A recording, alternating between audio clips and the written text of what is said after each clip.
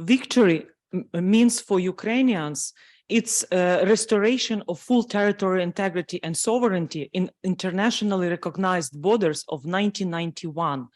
And also victory, it's not just returning back our territories. It's also about justice. It's also about holding accountable Russian aggressor for all war atrocities, war against humanity. And I think it's also important here in Japan to mention that when Soviet Union was disintegrated in 1991, it was the end of communism, but not the end of colonialism and imperialism. So this is why Russian Federation attacked Georgia, Moldova, Ukraine. So for us, victory means de-imperialization of Russia and also de-nuclearization in the future. This is my third time I'm visiting Japan. And this time we visited Hiroshima. Previously, I visited Fukushima. So we know how Japanese society and people went through first atomic weapon and also a nuclear catastrophe. And my colleagues will now describe this issue. But when we we took a train from Tokyo to Hiroshima, it's only 4 hours to get there. It's a very high-speed train. And I was thinking that one day we will take train from Kiev to Simferopol in Crimea, because the distance is the same, around 830 kilometers. And this will be a train of victory, because Ukraine will have the best Japanese technologies, and you will be a part of reconstruction. Ukraine bringing dignity, bringing prosperity to my country after we defeat Russia. Then we will start focusing on the big reconstruction project. And one of them I mentioned, this is this victory train to Crimea. I would be very happy to answer any anti-corruption related questions during the QA session, but now I would like to draw your attention to something which is probably most pressing for Ukraine today, which is Russian nuclear terrorism. There is hardly any nation in the entire world who can understand Ukraine much better, because unfortunately you have the tragic experience of the nuclear bombing, and you also have the tragic experience of the power plant disaster. We understand that J7 summit in Hiroshima is a very clear message to Russia that any potential use of the nuclear weapons in Ukraine is a red line. But it is also very important to keep in mind that this is not the only dimension of the Russian nuclear terrorism. Another important line which Russians are doing is terrorism at the nuclear power plant. Russians have occupied and heavily militarized Zaporizhzhia nuclear power plant. Russians are torturing the employees of the power plant, those who are actually running and ensuring the safety of the biggest European nuclear power plant. ロシアは実際、ザポリージャ原子力発電所を占拠し、軍事要塞化しています。また、そこで働いていた従業員、とりわけ安全を確保していた大事な従業員に拷問をかけています。これはヨーロッパ最大の原発なのにもかかわらずです。During the new offensive, which might happen in the next few months from the side of Belarus, Russians might try to occupy another nuclear power plant, Rivne, which is situated 40 kilometers from the border with Belarus. Russian missile strikes at the critical energy infrastructure caused the temporary disconnection of all of the nuclear power plants from the grid. And that means that not only those power plants could not for one day produce any electricity, but for one day, all of them were working on the diesel generators, because for their in-house needs, they could not be receiving electricity externally. Russian nuclear terrorism is very serious because it is threatening the integrity of all of countries' nuclear power plants. Therefore, attacks on the energy infrastructure should be the red line for the international community. And in addition, Rosatom, which is the agency who is actually implementing this nuclear terrorism, should be heavily sanctioned. Jointly, we will be able to prevent a big nuclear disaster in Europe. Thank you very much. Thank you very much for your questions. We have to keep in mind that after the collapse of the Soviet Union, Ukraine received the third largest nuclear arsenal, which we gave up in 1994 within the so-called Budapest Memorandum security assurances. Russia is actually bombing us with those strategic bombers, which we transferred to them under the promise of respecting our sovereignty and territorial integrity. Therefore, we have to consider that possible nuclear strike on Ukraine would actually be the end to any nuclear non-proliferation efforts at all, because any country will understand that in order to be able to defend themselves, they have to have nukes, which means that in 5-10 years, the nukes would basically be absolutely ordinary weapons. I mean, widely spread. That is why it is incredibly important that the international community makes it a very, very clear red line. And from what we are seeing, that Putin's rhetoric back in October, when he was threatening with a nuclear strike, but he was, communicated, explained that the message from the international community reached out, and he significantly toned down the rhetorics. It looks like right now the scenario of using nuclear power plant as a dirty bomb is even more likely than using tactical nuclear weapons. So for the sake of defending the rules-based order, for the sake of the future of non-proliferation, it is incredibly important that the international community is not allowing Russia to use both nuclear weapons and attack our energy system. And that has to be conveyed to Russia very clearly, that there will be consequences, and preferably with as much clarity of what consequences as possible. Bully is encouraged by weaknesses, and he pushes back when he sees the strength. International community has to be talking with Russia from the position of strength. Thanks. 皆様よろしくお願いいたします。私は日本語で話したいと思います。マリア・クリナです。皆様はそのようなイベントをアレンジしてくれて感謝申し上げます。日本の政府と日本の国民も本当にありがたい。ウクライナの国民からウクライナの活動家皆様から本当に感謝申し上げます。私の平和なような生活は2つあります。前の平和なような生活で、出身地はルハンスクという町で、東ウクライナの町で、その時は、私は2014年の前には、仕事は本当に違いますでした。私は大学で、英語と日本語を教えていました。後で、ロシアの占領の後で私の町に来ました。私の両親はウクライナの活動家でしたから、とても大変時間になりました。お母さんは拷問にさせましたから、後で私たちは他のウクライナの町に逃げなければなりませんでした。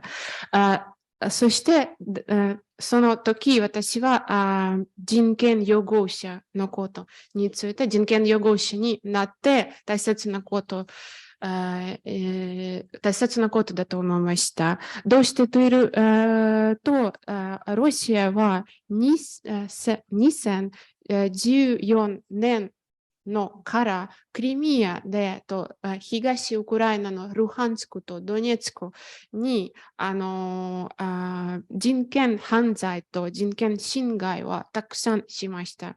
去年の時じゃなくて2014年のからしました。その時私は養護士になって私の NGO の名前はズミナという会社でズミナはウクライナ語で変化とかチェンジという意味です。それはどの目的ですか？ウクライナのずっとの中で人権はみんなが守るためにという目的です。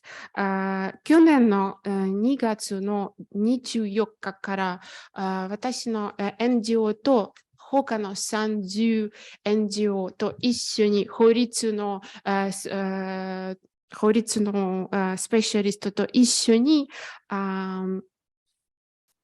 コアリッションを作りました。コアリッションの名前はウクライナ午前5時という意味です。それはどうしてその名前でしたか？その時間の時、ロシアの軍隊とプーチンの軍隊はウクライナに来ました。私たちはいろいろな人権犯罪を記録ためにその組織を作りました。どのような人権犯罪でしたか？これはいろいろなでした。拷問とか性的な暴力とか誘拐とか、また国外追放も子供の追放も記録しました。日本は歴史の中で前で追放の歴史もあります。ですから私はこれについても少し言いたかった。私のレコメンデーションとかサポート、日本の政府と日本の議員士からのサポートなら経済制裁を強化するように頼みます。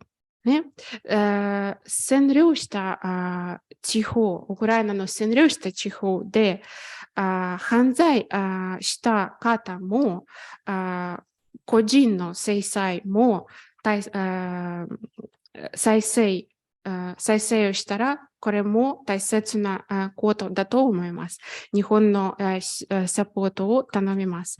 2つ目のは国際攻撃犯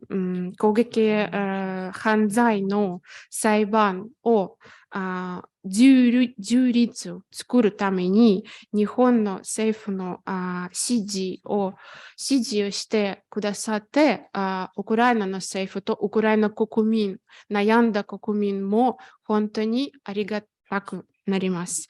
私は終わるときに宮沢賢治さんの言葉で終わりたいと思いますけど、雨にも雪にもまだ戦争にも負けず。以上です。ありがとうございます。And February 24, I was in Kyiv. And knowing that together with my colleagues from civil society, we are in the assassination list of Russia. So with Russian plans of blitzkrieg scenario within 72 hours to occupy Kyiv, so actually if they succeed, people like me would be killed, like all of us who were in Kyiv at that time in case of occupation. That thanks God Russia failed, but what we've seen in Kherson city, in Izum, in Kharkiv region, when Ukrainian armed forces liberated territories, returned control, we've seen collective graves, we've seen atrocities at the level that human beings cannot accept. From 2014, we were asking our Western partners, our two security guarantors, UK and US, when we give up with the third largest nuclear arsenal, to give us weapons. But we were advised that only peaceful settlement, only political diplomatic way, and more than 8 years of such approaches when Ukraine wasn't received a lethal weapon. Remember how we demanded javelins, and they, many partners told us, no, we will negotiate with Russia. So Minsk Agreement 1, Minsk Agreement 2, within the Normandy format. So actually all this approach of political diplomatic solution failed. And now we are facing a genocide. This is the lessons I think countries in this region should also learn. Never trust your enemy, which, for example, like enemies in your region are militarizing, using modern technologies and preparing actually for attacking your neighbor. Of course, we analyzing the facts like massive build-up near the Ukraine-Russian borders, Ukraine-Belarusian borders, more than 140,000 of Russian troops. This was a powerful signal that Russia is preparing for the full-scale war. So, of course, we've also seen before weaponization of information, weaponization of energy, cyber security attacks, using Russian agents to disorganize and destabilize country inside, using the fifth column. So all this was a hybrid warfare when we were knowing that Russia is preparing for genocide. At that time, we didn't expect that this would be probably as such level of atrocities, what they did in Bucha, what they did with Mariupol, what they did in Izium and Kherson and all the cities. Because as a human beings, we cannot understand how another human beings are killing, are raping kids, are torturing men, and it's something like you cannot accept, imagine, yeah. And what is also important, this is energy security, as I think also for Japan is one of the priority issue.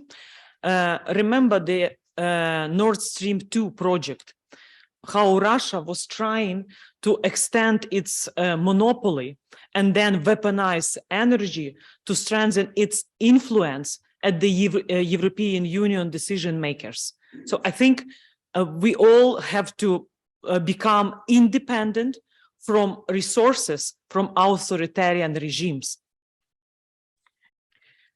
So this is why we are asking United States to join to the decision of European Union, recognizing and designating Russia as a state sponsor of terrorism and impose sanctions on Russian nuclear agencies like Rosatom and stop Russian nuclear blackmail. Of course, we analyzing the facts like massive build-up near the Ukraine-Russian borders, Ukraine-Belarusian borders, more than 140,000 of Russian troops. This was a powerful signal that Russia is preparing for the full-scale war.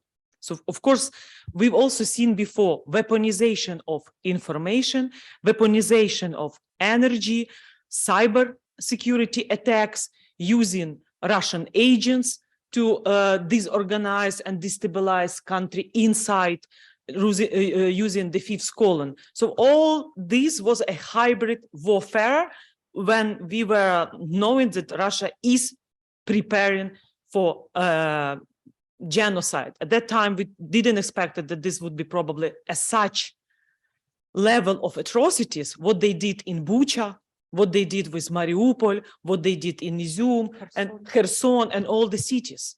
Because as a human beings, we cannot understand how another human beings are killing, are raping kids, are torturing men, and it's something like you cannot accept, imagine, yeah. So, of course, the fighting spirit of Ukrainian armed forces is so high. And today we had several meetings in your government, including Ministry of Digital Affairs, and we shared Ukraine best unique practices, how we are using new drones and special digital system, Delta, to collect information from battlefield and help our commanders to coordinate military operations.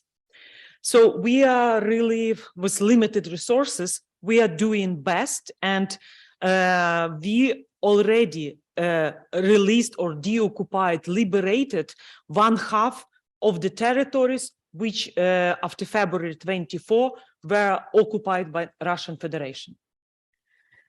With regards to which missile hit the residential apartment, well, I rely on the official statements that are coming from the Ukrainian Air Forces, because these are the experts and they are explaining this from the expert point of view, why this type of missile caused this damage, and that Ukrainian air defenses do not have capacities yet to be able to shoot down this particular types of rockets or missiles. Whether Arestovich made a mistake or this was intentional, he is not a military expert.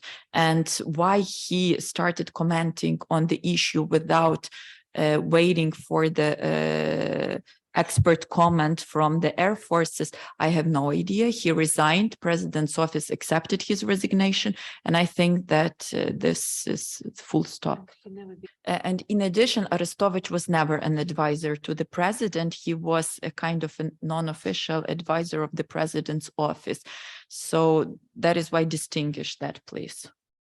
Actually, we have just received the news from Ukraine that there was the catastrophe of the helicopter in which the Minister of Internal Affairs, his deputy, and the State Secretary died.